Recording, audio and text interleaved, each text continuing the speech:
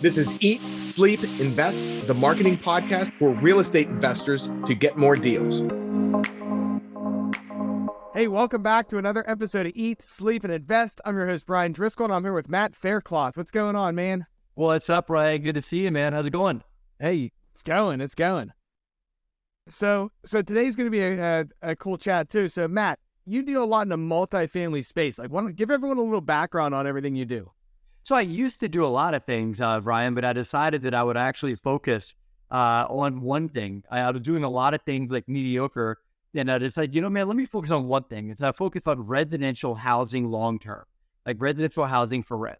And that was like in 2010, 2011. And we were, back then, I had a bunch of fix and flips going. I had some wholesales and some rentals as well. And we kept those going for a while, but the more that we focused on rentals and the more I took just put my blinders on and just stuck to that, the better off we did. And I was able to scale and build a team around it. So now we control a couple of thousand units in Kentucky, North Carolina, Pennsylvania, out in Lancaster, which is kind of halfway between you and me geographically, right?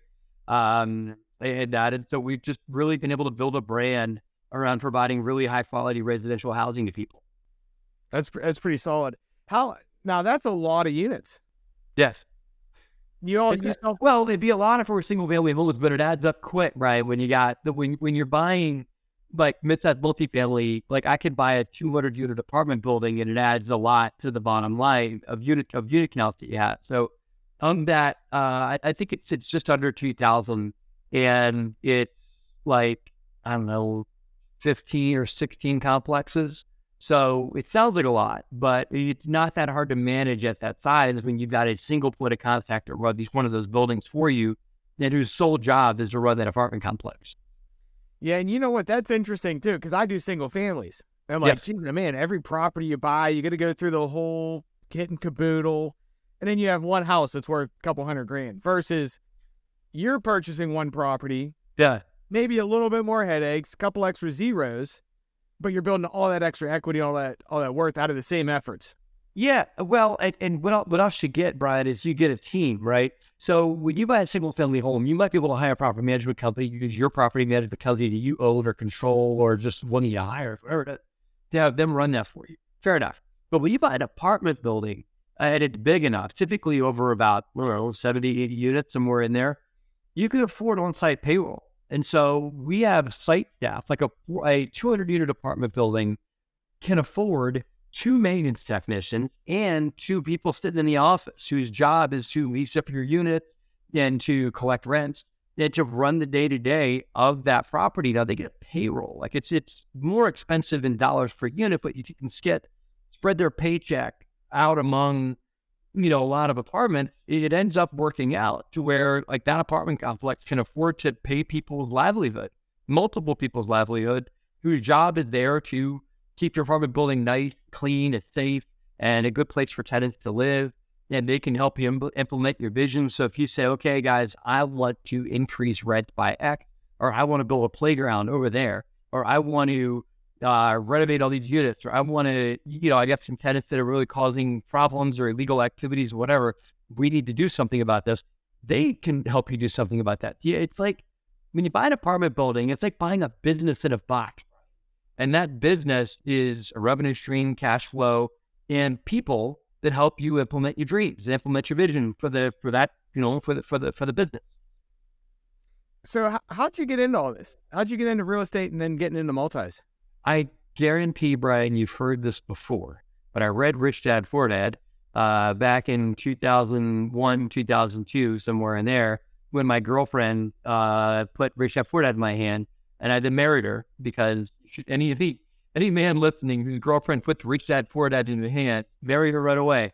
So we did, and I quit my job in 2005, Ryan, to invest full-time as a full-time real estate investor. But we lived off of her income, and we built our business. And I lived off her income. I built up our real estate business and got a bunch of different things, tried a lot of different stuff, right? And had to poke the real estate business with a stick and see what I liked and see what I didn't like and try on different things. And I mean, I wholesaled some land.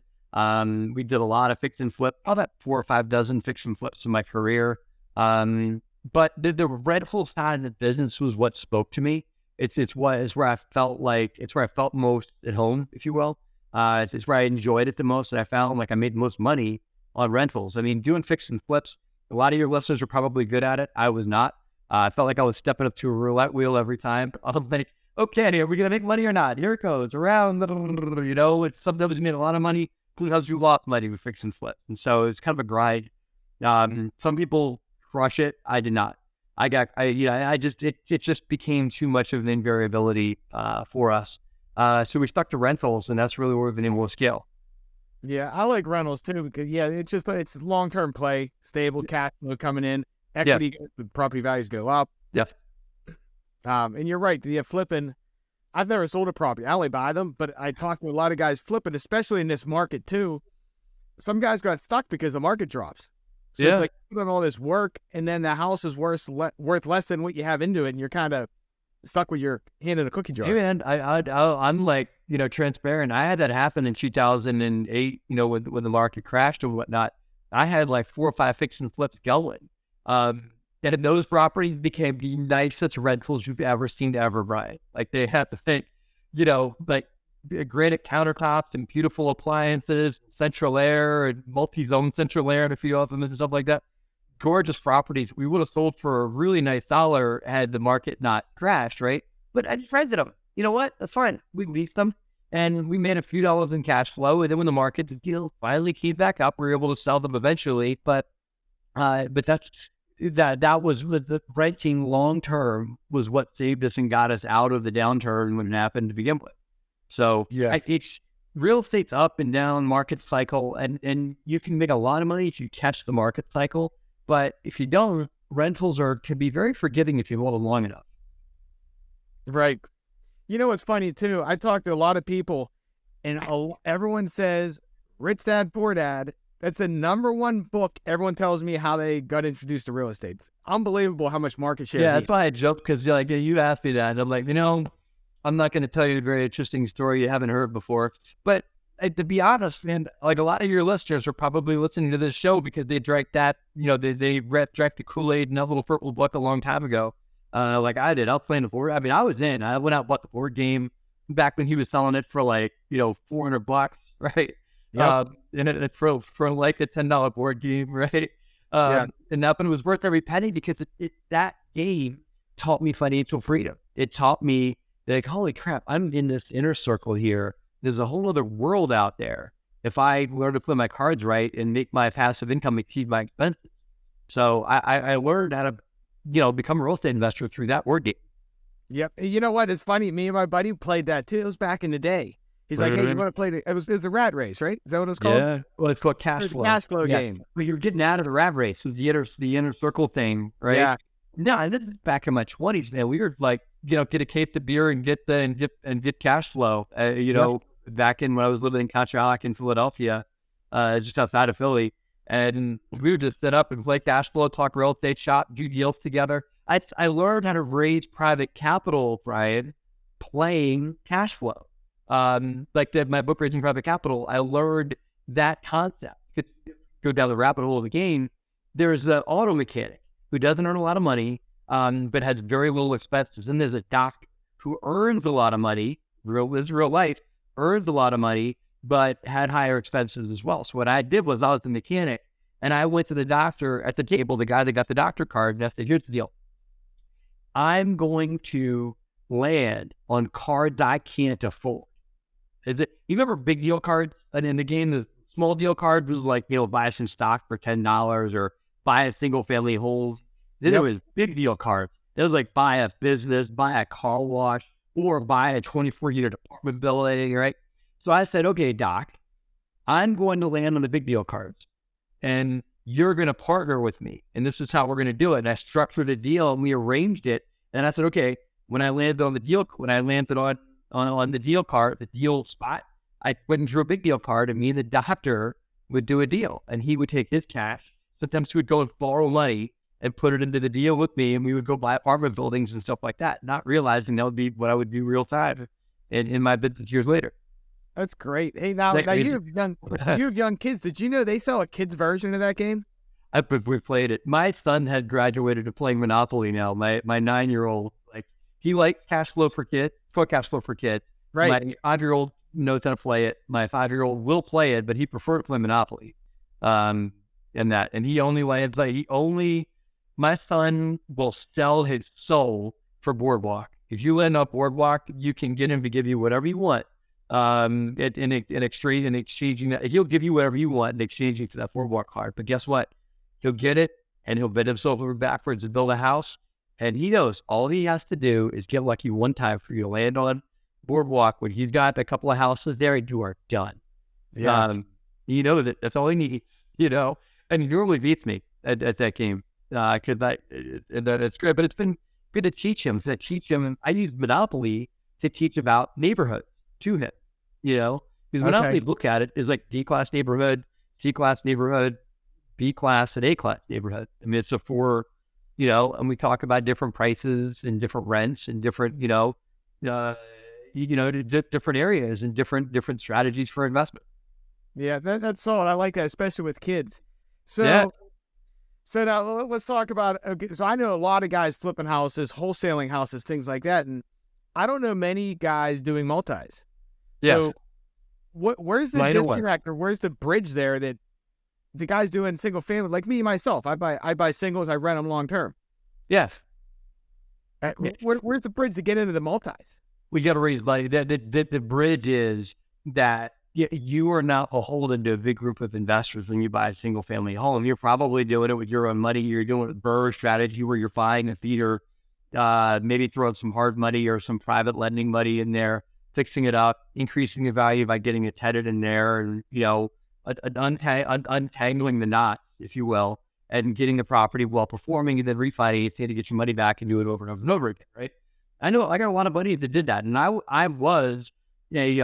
we had at one point, Brian, we had 115 units in Trenton, New Jersey. My wife and I did, and we ran the property management company ourselves, and it was all scattered site, like you got, like you're talking about there, and it was a good living, but we ended up having more and more private investors show up to us that said, hey, we see what you're doing. We want to be a part of it. Because I had let a few people in as equity investors into my deals.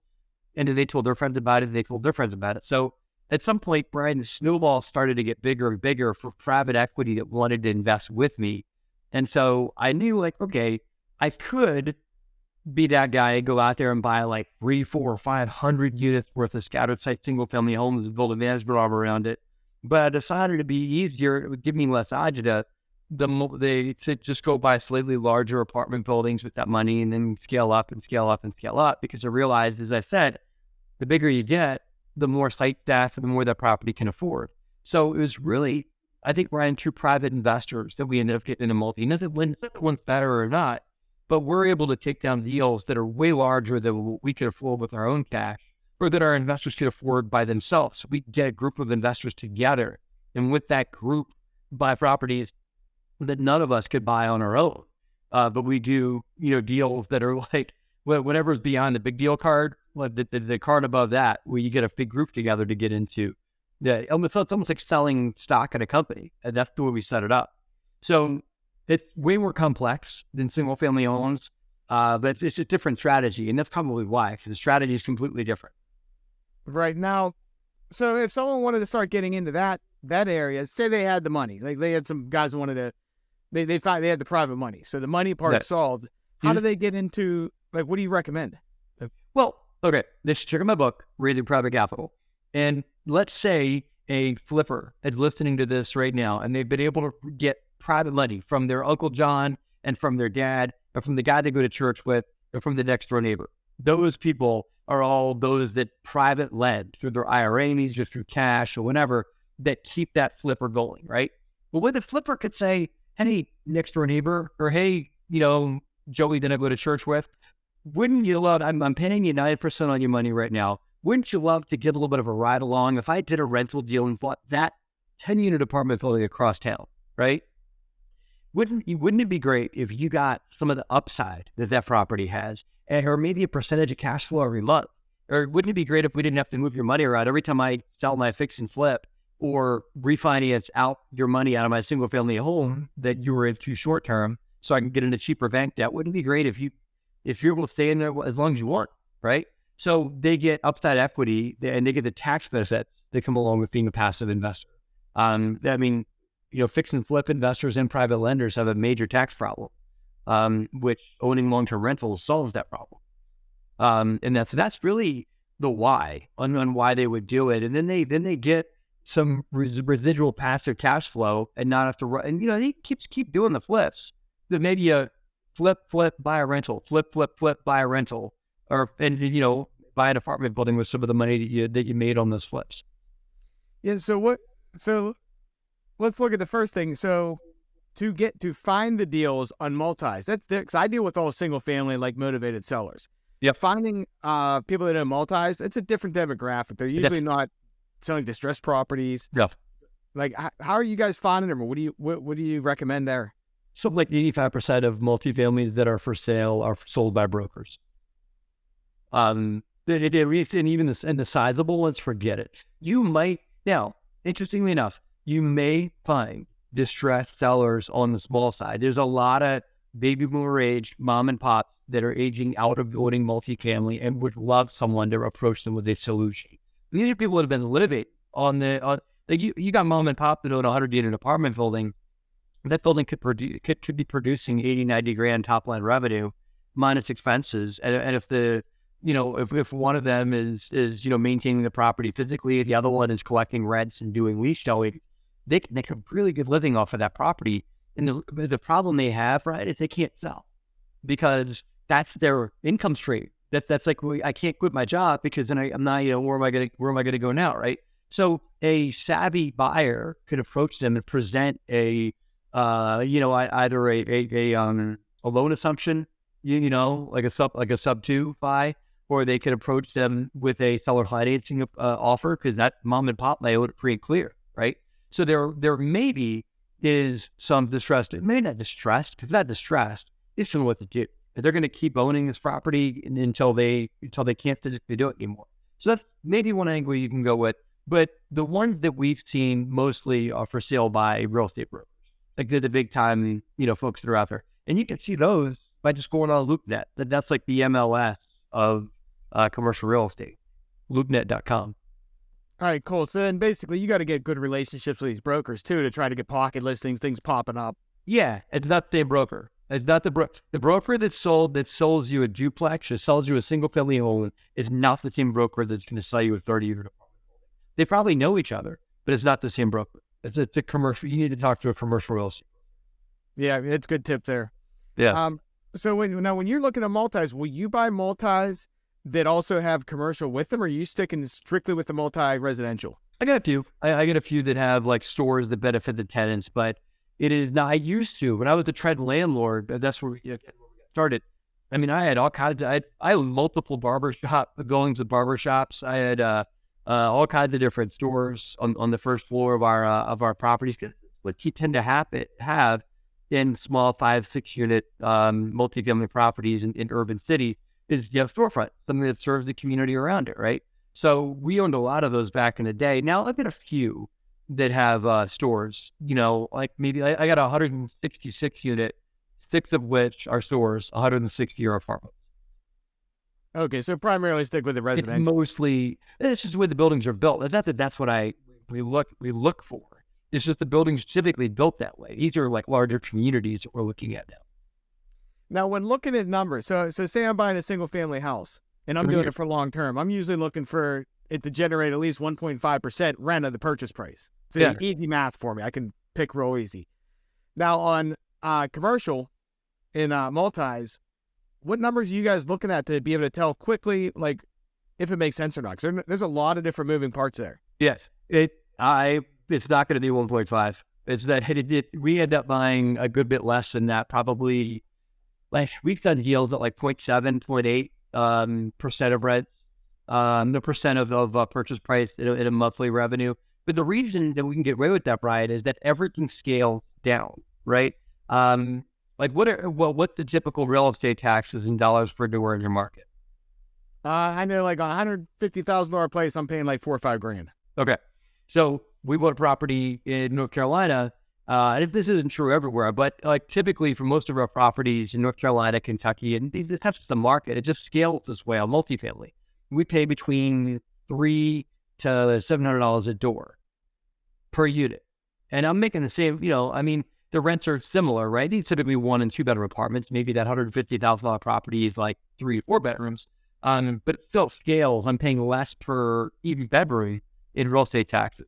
And insurance scales down. Everything scales down when you buy a larger scale like that. And then you can also afford to put in staff and things like that. But the real magic happens, Brad, in what's called a forced appreciation, right? So the single family home that you buy is valued based on what the property next door to it is worth, right? For the most part. Now I get it. You might be a little bit nicer. You might have a little more square footage. Yeah, a little bit of this, a little bit of that. Yeah, but for the most part, the appraiser is going to rate your property value based on what the neighborhood that it's in is valued at, correct? Right. Okay. So my apartment building is not valued based on that. You could have an apartment building that's across the street from mine that has a completely different valuation, and that's because my apartment building's valued as a business. Its valuation is based on how much money it makes.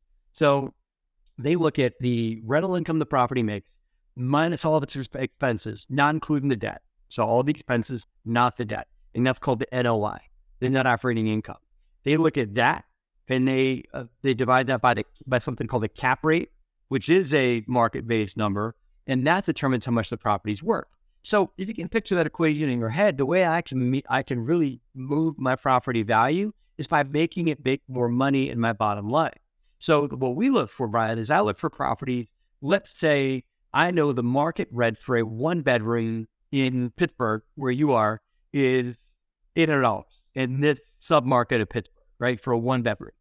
And I see apartment building for sale, and I look at the pictures in the listing, and I see this guy hasn't upgraded. He hasn't kept his units up. The kitchens are a little dated. They could use a little spruce, and he's getting $600, right? So I'm like, okay, and it's a 200-unit apartment complex. So I say, I can go in there and over time raise rents up to market. So I can get $200 per unit per month. So, $200 times 12 times 200, that adds up, right? I can get that from all those apartments, and that all flows to my bottom line. I typically have to make an investment in that unit, like upgrade kitchens, upgrade bathrooms, that kind of thing. This is all called value add. So what we do is we look to increase the value of that apartment building by making specific, strategic, repeatable investments per unit. Typically, what we look to do is if I can invest somewhere between $4,000 to $5,000 a door in an apartment building, start talking apartment building talk now, dollars a door.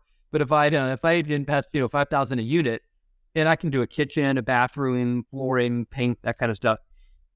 If I can get $150, $200 per unit rent, that will work. On a scalable thing. It doesn't matter as much what it makes now, what the rents are now. What matters way more, Brian, is how much I can get the rents to, if I can increase them and make some improvements to the property, and also if I can decrease expenses, like using water conservation, LED lights, those kinds of things to drive expenses down and bring rents to where they're supposed to be up to market.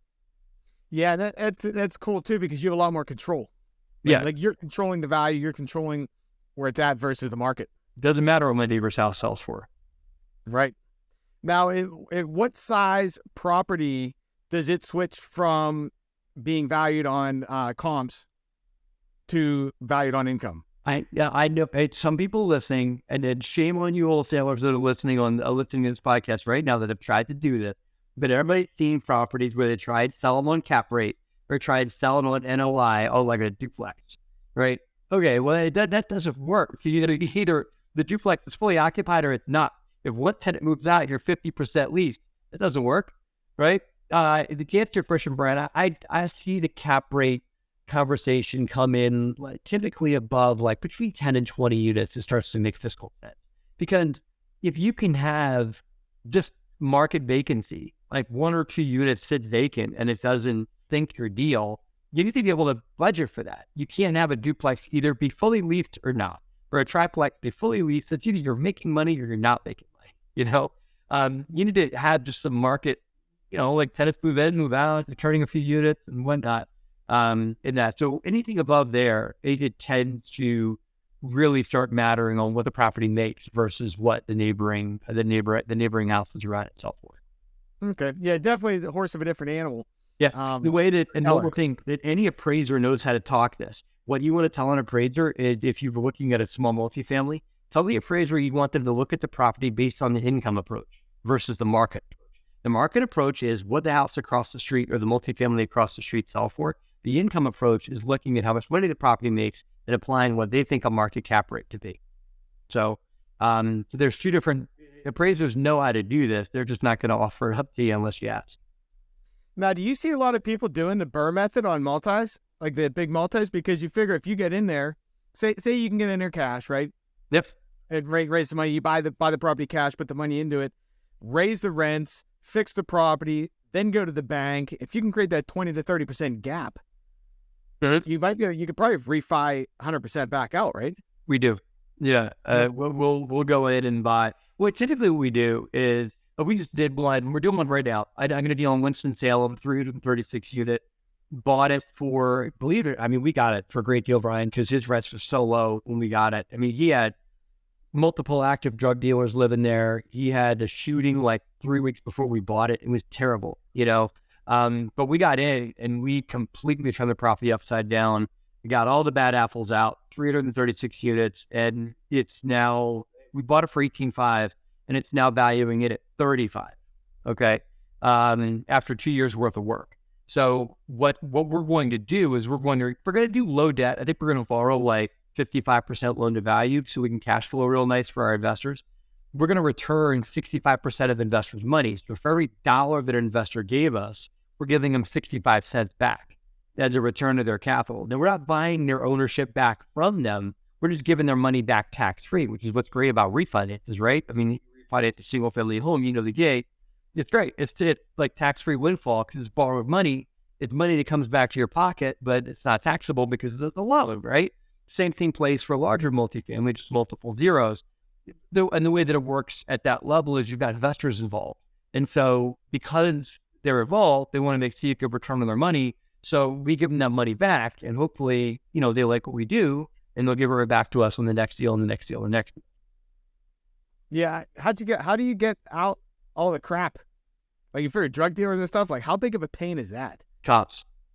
Yeah. What we do is we, it's all joking. That is a little bit of a joke, but it's true. So for multifamily, crime does not like to be seen. And so the first thing we did was we drove the property at night and realized, man, this property has really crap lighting. So we put high lumen LED lighting all around the property, lit up hardcore. I see you, there you are.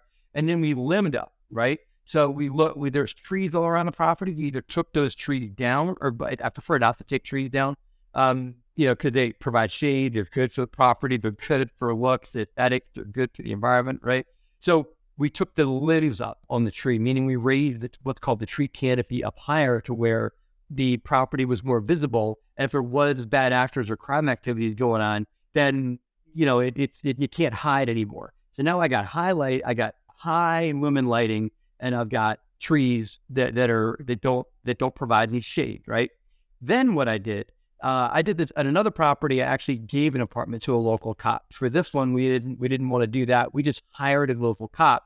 And when they came off of their shift, we paid them $45 an hour to patrol our property in their police car. Okay, just drove around the property. Just drove around. You see something bad happening, shine a spotlight on it, and guess what? If they see something bad happening, they then go on to double time on the police payroll. They come off my payroll and they go on to the police payroll, just like if they would. I don't know if you realize this, Brian, but if you and I are out to eat for dinner and you're a off-duty police officer and somebody walks in that restaurant to rob the restaurant, you can then step up and stop that robbery now that you go on the payroll for the police because you're, expected to step up and be a defender of society and whatnot at any time. And so this off-duty police officer is expecting to do the same. They'd hope they see something bad because then they'd make a lot more money than $45 an hour, right? If they see anything bad. So if they do that, shine a spotlight on things, check out tenants, say hello to people. They're officer friendly as well. Like, hey, we're hired by the owner. Just want to check in here, keep everybody safe. So it's 336 units, right, Brian? 2 weeks after we took ownership, after we've light up the property, limbed up the property, and had police patrol on the property, we had 30 tenants turn in their keys. 30, right? That's how you do it. You let them know, new sheriff in town, guys. This isn't going to, your behavior is not going to work here. There are plenty of tenants that want to stay, and those that don't want police and lighting at your property or whatever. This isn't like a police state. These are just cops driving around, not here to harass people, just here to make sure everybody's abiding by the law. That's what we're asking them to do. So they're not like inspecting units or knocking on doors. They're driving around, and that is just showing their presence. In other properties, Brian, I've leased apartments or given apartments away for free, even for a little bit, to a police officer. My only ask is that they bring their cruiser home every day when they park it right in front of their apartment. That's all they got to do. Because if you're looking to if you're a bad actor looking to cause trouble, then you look out and see a police car sitting 3 doors down the street from where you live. Like, oh, okay, I guess I probably should go sell my wares somewhere else, if you know what I'm saying, right?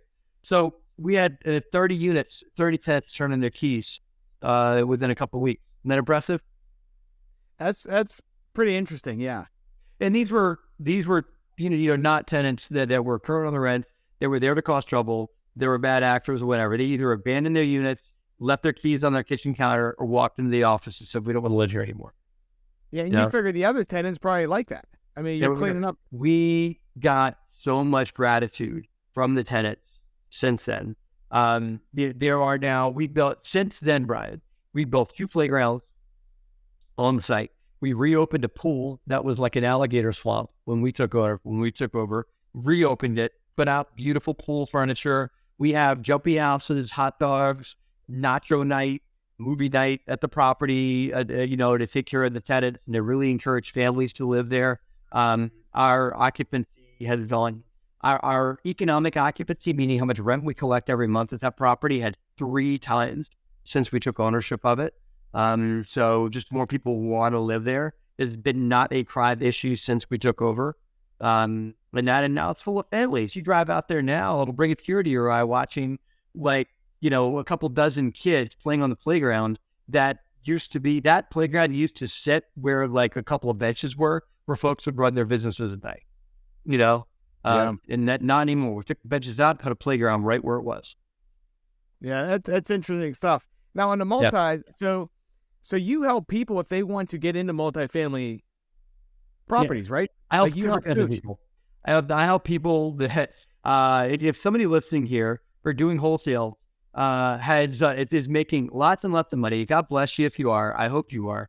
But you're paying mostly tax on what you're making as a real estate investor. If you're doing lots of wholesales and lots of fix and flips, in that we can help folks shelter their tax income by investing in multifamily, because multifamily provides an enormous tax shelter.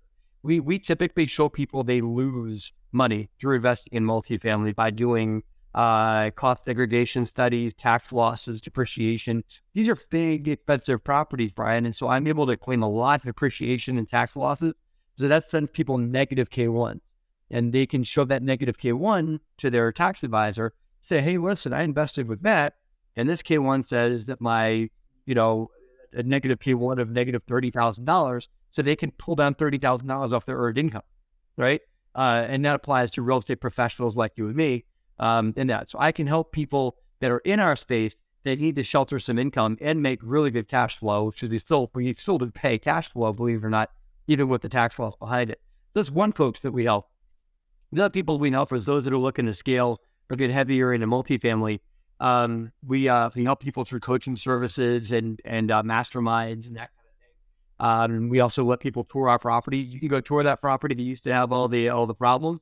Now it's a beautiful haven in Winston-Salem, North Carolina. And that property is one that we give a tour of, and we do like a 1-day mastermind in a conference room, and then we do a 1-day property tour, and we also have online coaching too. So we can help people get where they want to go.